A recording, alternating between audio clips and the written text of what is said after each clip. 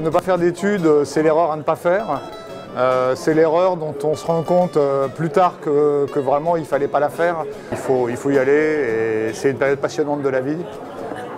Quand les parents peuvent vous le payer, c'est formidable. Quand vous êtes obligé de travailler pour vous payer vos études, c'est un petit peu plus difficile, mais en même temps, bon, c'est une bonne école.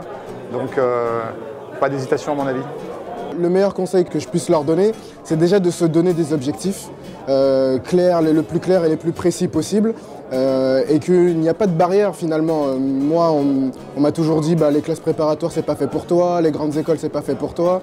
Et finalement, je les ai fait. Ça n'a pas été plus difficile que ça, tout simplement parce que j'avais un objectif. Je voulais arriver à certains métiers, à un certain niveau, et je me suis donné les moyens pour ça. Ce serait bête de s'arrêter maintenant alors que l'examen est pour bientôt et la réussite est proche. J'envoie tous mes encouragements et mes meilleures réussites à toute la jeunesse d'Outre-mer. Par exemple, Steve Jobs a arrêté la fac, mais il a quand même continué en auditeur libre et il a été prendre des cours de calligraphie.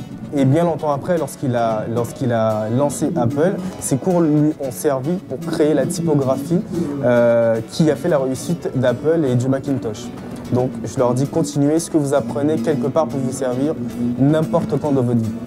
Alors une chose est claire, c'est qu'un diplôme est nécessaire parce qu'il valide un certain parcours et un certain niveau de connaissances et de compétences pratiques. Donc une fois qu'on a donné tout ce travail-là, autant passer le diplôme et l'obtenir, ça c'est une première chose. Et puis on le voit dans les données statistiques très clairement, les gens qui ont les diplômes, et quel que soit le niveau de diplôme, ont plus de facilité à accéder au marché de l'emploi. Donc c'est peut-être une spécialité française, mais qui existe encore aujourd'hui. Donc il est absolument nécessaire d'aller jusqu'au bout de l'effort qu'on a mené, d'obtenir le diplôme qu'on souhaite décrocher. Et puis après, une fois qu'on l'a en poche, finalement, on fait ce qu'on veut.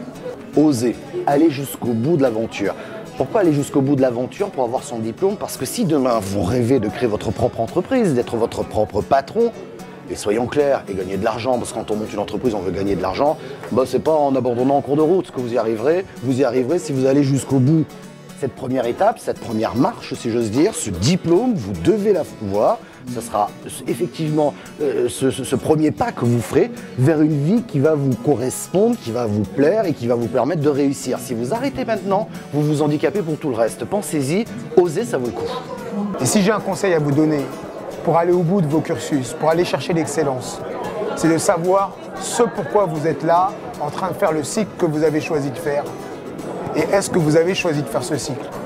Qu'est-ce que vous voulez en faire? Qu'est-ce que vous voulez dire au monde? De quelle manière vous voulez communiquer?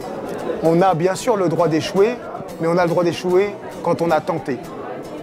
Donc j'invite tout le monde à se retrousser les manches et à aller au bout de vos cursus respectifs. Et je vous souhaite bon courage.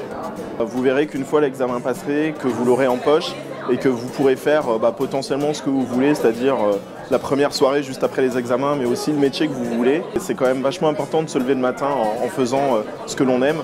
Donc pour avoir ça, surtout lâchez pas et passez votre examen.